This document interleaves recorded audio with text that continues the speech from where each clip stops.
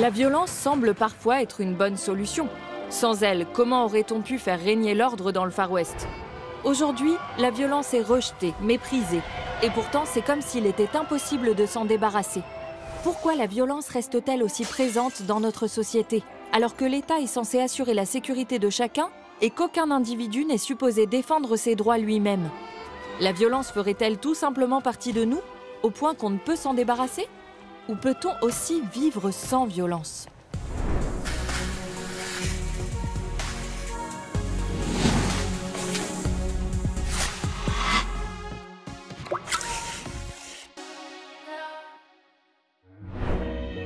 Tout d'abord, il faut savoir qu'aujourd'hui, en Europe de l'Ouest, nous vivons dans l'une des sociétés les plus pacifiques ayant jamais existé.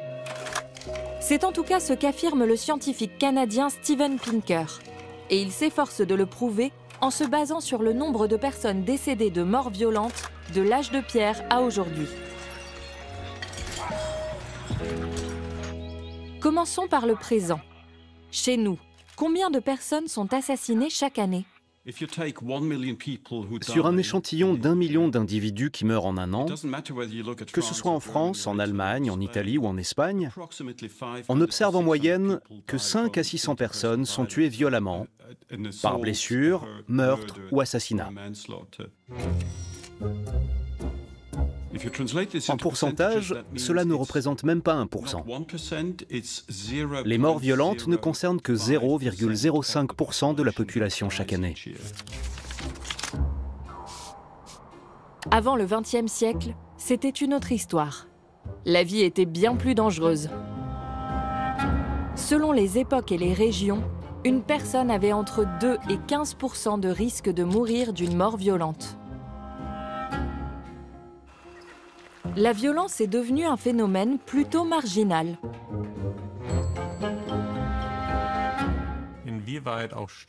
Pour savoir si les études comme celle de Steven Pinker, qui décrit un déclin constant de la violence, sont probantes, il faut regarder de plus près.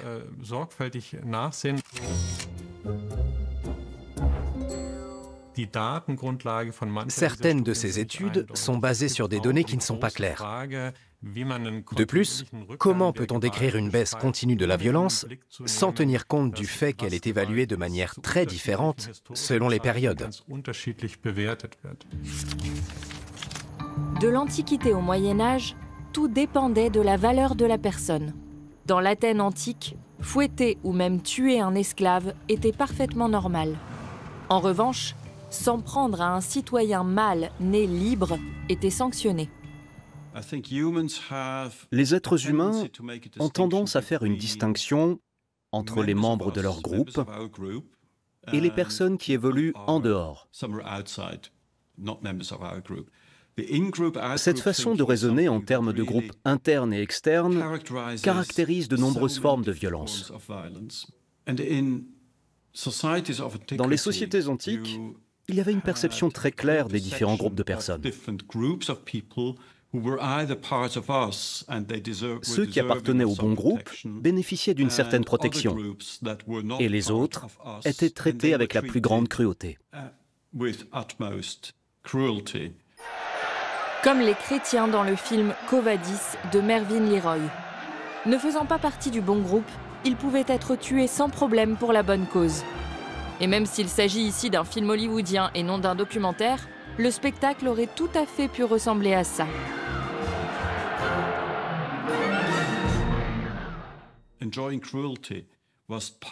La cruauté était un divertissement très apprécié du peuple et des élites. Lors de ces grands événements, la présence de membres haut placés de la société dans les amphithéâtres légitimait la mise à mort de ceux qui étaient perçus soit comme des ennemis, soit comme des individus indignes d'être protégés. Au Moyen Âge, les spectacles violents restent d'actualité. Les séances de torture et les exécutions se font en public. La torture est considérée comme un excellent moyen d'obtenir des aveux sincères. Elle est donc indispensable à la justice. La violence n'est pas taboue à cette époque. Voici un tableau d'apprentissage des sons datant du XVe siècle. Les enfants apprennent les lettres avec des exemples aussi proches de la réalité que possible. Le B, par exemple, correspond à cette image. B comme Blut, sang. Le H avec celle-ci. H comme hängen, pendaison. Cela pourrait indiquer que la violence est effectivement assez banalisée au Moyen-Âge. Les choses ont bien changé. Si nos sociétés démocratiques modernes sont ce qu'elles sont aujourd'hui, c'est aussi parce qu'elles rejettent la violence, sans toutefois réussir à s'en débarrasser totalement. Je pense que la violence hédoniste et la violence réactive sont toutes deux des composantes fondamentales de notre être. C'est une hypothèque négative que nous avons héritée de l'évolution. Aujourd'hui, quand on parle de violence, on pense généralement à des voyous, des meurtriers ou des sadiques qui torturent leurs victimes. Mais il en existe des formes plus subtiles. La violence psychique ou émotionnelle, comme le harcèlement moral, l'humiliation ou la diffamation. Et puis il y a la violence structurelle, lorsque des groupes ou des sociétés sont opprimés, marginalisés et exploités. Il y a de la criminalité, des émeutes. La violence s'étend. S'agit-il donc d'un élément dont on ne peut se débarrasser même si on le méprise? Est-ce seulement notre regard sur la violence qui a changé? Il y a un nouveau rapport, ou disons un changement de rapport à la violence. On ne peut plus et on ne veut plus considérer la violence comme normale. Elle est fondamentalement délégitimée. Mais si notre rapport à la violence a changé, qu'en est-il de la violence elle-même? Lorsque j'ai commencé à m'intéresser au crime, j'ai été fascinée de trouver des descriptions de cas similaires à différentes époques et dans différents pays. Une gifle, un coup de pied, un crime sous l'emprise de la passion ou de la cupidité. On ne voit pas trop de différence au fil du temps.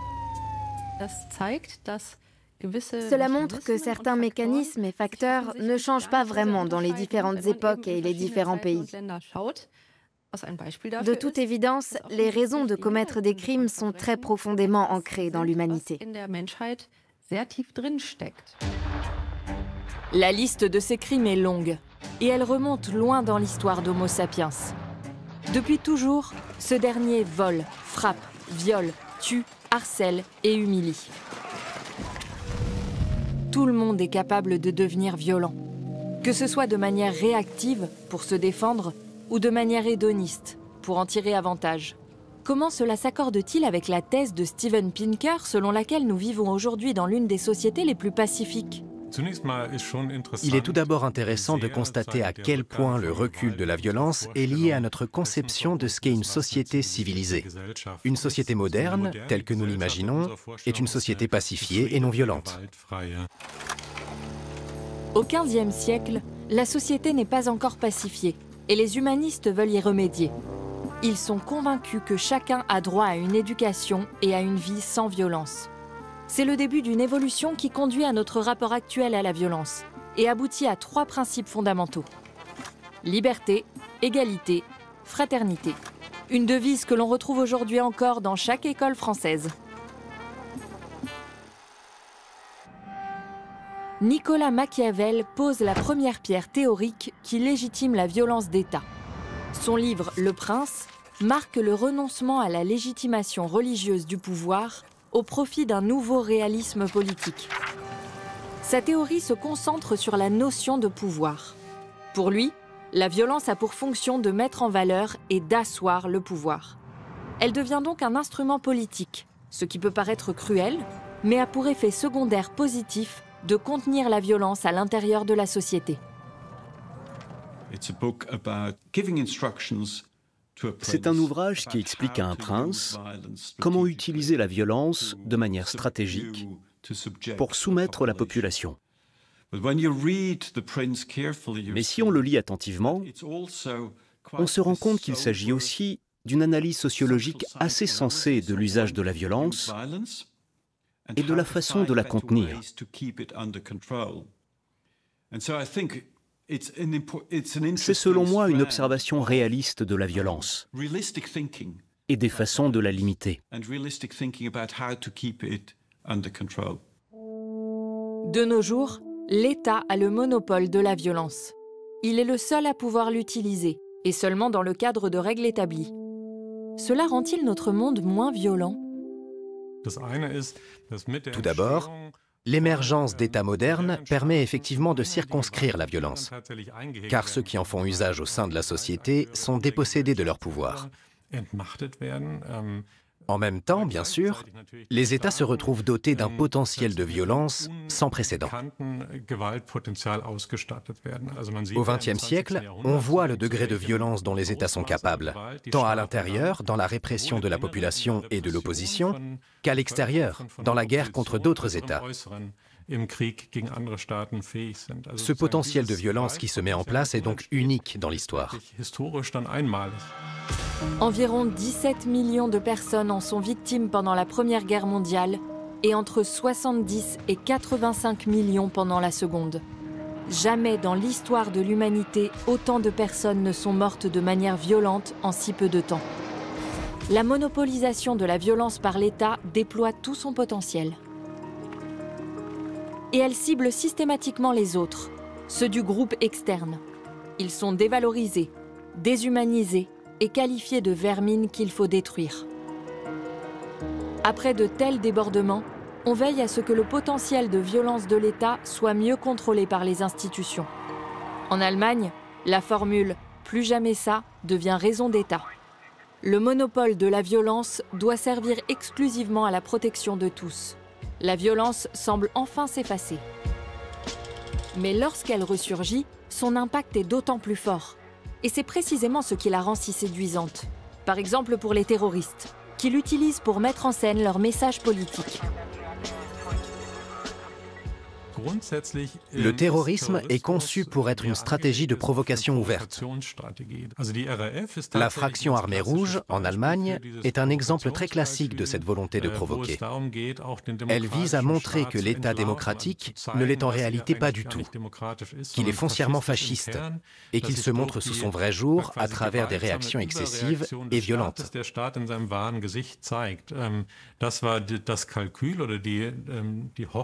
C'était le résultat qu'espérait obtenir cette organisation terroriste, qui voulait rallier la population à sa cause et déclencher un mouvement révolutionnaire plus large. Dans les années 1970, la fraction armée rouge se radicalise en Allemagne. Quelques années plus tard, il en va de même pour Action Directe, en France, un groupe qui enlève et assassine des hommes politiques et des chefs d'entreprise. Qui peut commettre de tels crimes ? Nous détestons la violence, elle nous effraie, nous refusons d'y être associés. Alors comment des terroristes sont-ils capables d'assassiner de sang-froid ? Fonctionnent-ils différemment des gens dits normaux ? La recherche fournit assez peu de réponses à cette question. Dans le cas des groupes organisés, les personnes psychologiquement instables sont plutôt éliminées lors du processus de recrutement, car elles ne sont pas assez fiables pour pouvoir évoluer dans la clandestinité. En d'autres termes, la recherche sur les groupes terroristes n'a pas vraiment abouti à la conclusion que les terroristes ne sont pas normaux, au sens traditionnel du terme. La violence terroriste ne fonctionne que si elle est vue par tous. Mais il existe une autre forme de violence, invisible celle-là, et solidement ancrée dans notre société. Elle n'est pas dirigée contre le système et elle n'est pas censée être vue. Il aura fallu du temps pour que l'État intervienne sur les abus commis dans la sphère privée. Aujourd'hui, les violences domestiques sont punies par la loi.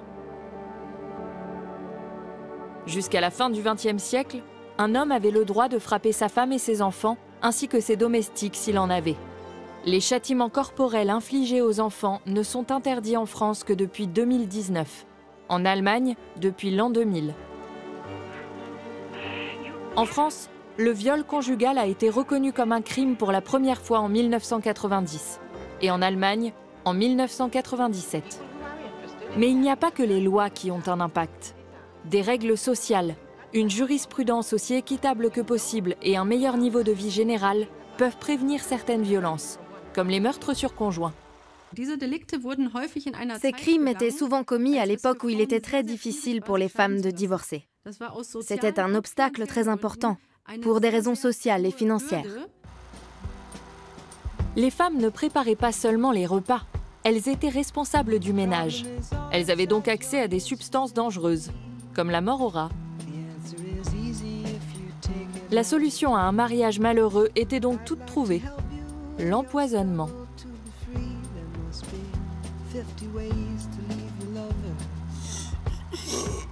La mise en place d'un droit du divorce a sans doute sauvé la vie de nombreux hommes. En ce qui concerne celle des femmes, c'est pas gagné. Mais alors, une société sans violence est-elle envisageable? Un État qui mettrait tout en œuvre pour empêcher la violence aurait-il des chances d'y parvenir? Ou la violence fait-elle tout simplement partie de nous? Des chercheurs ont identifié une bonne quarantaine de gènes associés à la violence. Ils sont responsables de la régulation de différents neurotransmetteurs dans le cerveau. Le plus connu est le gène MAOA, également appelé gène du crime. Il s'agit d'un gène muté dont l'activité est réduite, ce qui entraîne une accumulation trop importante de dopamine et de noradrénaline dans le cerveau. À forte concentration, ces neurotransmetteurs sont responsables de notre colère. Autre exemple, le gène 5-HTT. Il active les transporteurs de sérotonine, notre hormone du bonheur. Si nous en avons trop peu, nous réagissons avec plus d'agressivité et d'impulsivité. Si la violence est inscrite dans les gènes, peut-on déterminer si une personne est plus prompte à s'emporter et à frapper les autres? On a même tenté de savoir, sur la base de la prédisposition génétique, si une personne est susceptible de devenir violente ou non. Ces tentatives ont échoué. Il en va de même avec le soi-disant gène du crime, qui est présent dans une grande partie de la population non violente. Si les gènes ne révèlent pas qu'un individu est prompt à s'énerver, qu'en est-il du cerveau? Y trouve-t-on des indications sur la propension à la violence? Le premier à avoir mis le doigt dessus est le physiologiste suisse Walter Rudolf Hess. Il y a près d'un siècle, il est parvenu à rendre un chat agressif en stimulant une zone de son hypothalamus à l'aide d'une électrode. Il a reçu le prix Nobel en 1949. Depuis, les spécialistes ont découvert qu'une autre zone du cerveau est liée à l'agressivité.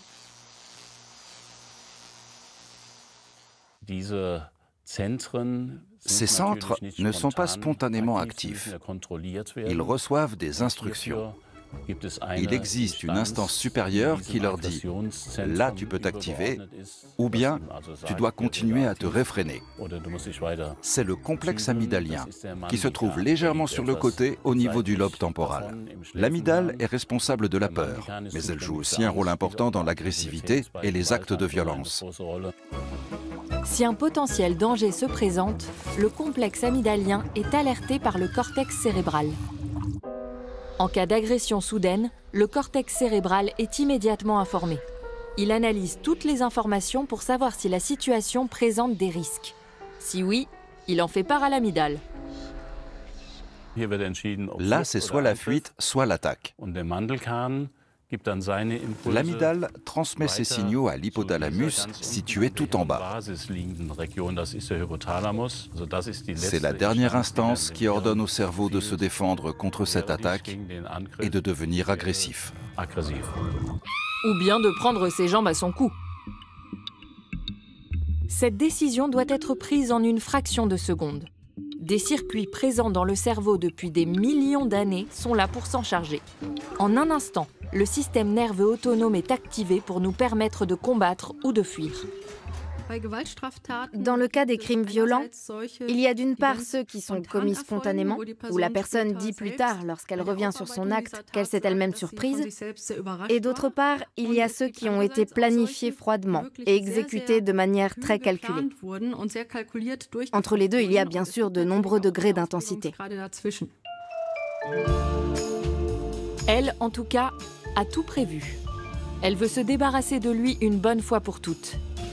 Dès le passage à l'acte, certaines cellules nerveuses de son cerveau sont activées, permettant de libérer de la dopamine. Ce neurotransmetteur active à son tour le système de récompense et l'acte en devient plaisant. Cette agression planifiée a pour but de provoquer un effet de récompense.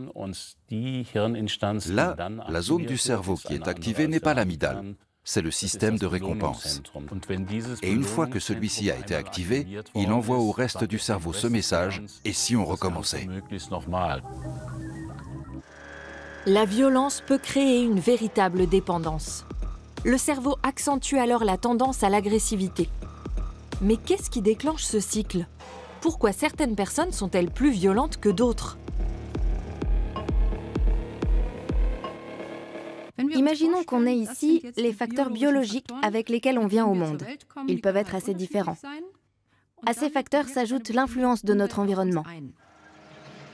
Il peut s'agir de l'environnement dans lequel nous grandissons, des valeurs qui nous sont transmises, du fait que quelqu'un s'occupe de nous ou que nous ayons des amis. Disons que ça, c'est l'environnement. Il se peut qu'on réagisse de manière très différente à cet environnement. Et puis, il y a les facteurs de risque. Par exemple, la maltraitance, qui peut avoir de lourdes répercussions sur le développement d'un enfant. Et si ça, c'est le facteur de risque, les personnes qui ont déjà évolué de façon variable selon la combinaison de facteurs biologiques et environnementaux réagiront très différemment à ce facteur de risque.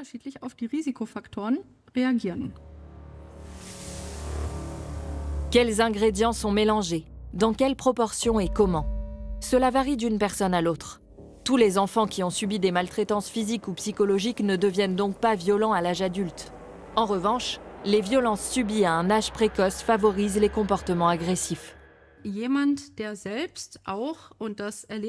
Dans mon travail, où je suis au contact d'hommes violents, je vois très souvent des personnes qui ont subi des violences physiques et psychologiques tout au long de leur enfance et qui ont appris à transformer toutes sortes de sentiments négatifs en agressions. C'est un mécanisme qu'on observe assez souvent chez les personnes violentes. C'est leur façon de répondre aux problèmes. À chaque fois qu'elles se sentent mal ou tristes et qu'elles ont le sentiment qu'une autre personne en est la cause, elles réagissent immédiatement par l'agression et la violence contre cette personne. Lorsque les enfants subissent des violences physiques, psychologiques ou sexuelles, leur activité génétique peut être modifiée. Des gènes qui étaient jusque-là en sommeil sont activés, ce qui a des conséquences sur le comportement de ces enfants. Ils peuvent par exemple réagir immédiatement avec agressivité au stress. Lorsque certaines expériences activent des gènes, on parle de modifications épigénétiques. Et elles peuvent devenir héréditaires. Est-il possible de briser ce cercle vicieux? Les personnes violentes peuvent-elles redevenir pacifiques? Dans le film de Stanley Kubrick, Orange Mécanique, Alex et sa bande attaquent des personnes sans défense. Ils prennent plaisir à intimider les autres, à mutiler les hommes ou à violer les femmes. Jusqu'à ce qu'Alex soit capturé. Des scientifiques testent alors une nouvelle thérapie sur lui. On le force à regarder des films violents et il est conditionné pour que cela le rende malade. L'expérience est un succès. Aussitôt qu'Alex a envie de frapper ou qu'il pense simplement à la violence, il a la nausée. Cette forme de thérapie est une invention. Elle n'existe pas dans la vie réelle. Néanmoins, la question de savoir si les auteurs de violences peuvent être soignés se pose.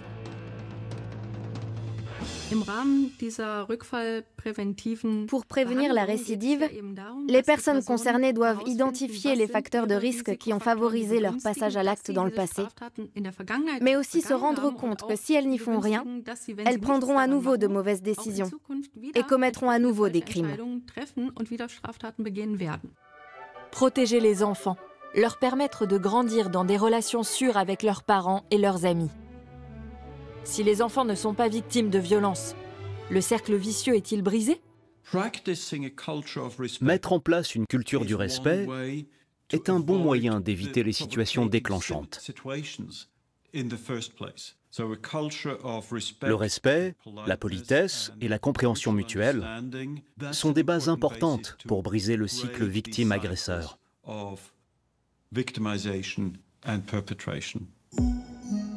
D'autres qualités dont nous avons également hérité peuvent aussi nous aider. L'empathie et la capacité à coopérer. Les groupes dans lesquels l'entraide et l'esprit d'équipe jouaient un rôle avaient un avantage par rapport à ceux qui comptaient surtout des individualistes, des solitaires ou des égoïstes. C'est pourquoi ils se sont imposés au cours de l'évolution. Se sentir appartenir à un groupe, percevoir ce qui se passe chez les autres. Un sentiment formidable, mais qui a aussi son revers. Lorsqu'on se joint et s'identifie à un groupe, on peut devenir plus agressif et plus violent, et ce faisant, céder à une forme d'ivresse. Il n'y a pas plus euphorisant que la violence de masse. Et une fois que les personnes concernées ont compris que cela les excite, surtout quand elles sont nombreuses, elles font tout pour reproduire cette situation. La violence transforme les groupes en une sorte de super-organisme au potentiel énorme. Mais un autre facteur peut déclencher une colère incontrôlable, le sentiment d'impuissance et d'infériorité. La violence sert souvent à défendre sa réputation. Ce sont des situations très tendues, émotionnellement parlant, qui conduisent parfois à des comportements violents. Maintenir son estime de soi fait partie de notre mode de fonctionnement en tant qu'humain. Et c'est l'une des raisons pour lesquelles on peut recourir à la violence. Si la violence est à ce point liée à la condition humaine, faut-il accepter de vivre avec? Je ne crois pas qu'il soit très réaliste de penser qu'un jour notre société sera totalement libérée de la violence. En revanche, on sait grâce à la recherche que certains facteurs nous permettent de contribuer, en tant que société, à la diminution des actes violents. Protéger les enfants contre les maltraitances physiques et psychologiques, c'est réduire la probabilité qu'ils deviennent violents. La violence est toutefois une épée de Damoclès qui plane au-dessus de nos têtes et dont il faut être conscient si on ne veut pas la voir s'abattre sur nous. Nous méprisons la violence, du moins tant que le respect mutuel est là. C'est aussi pour cela que notre regard sur elle a changé. Car même si la violence fait partie de nous, le respect de la vie de chacun est le terreau sur lequel nous vivons et grandissons.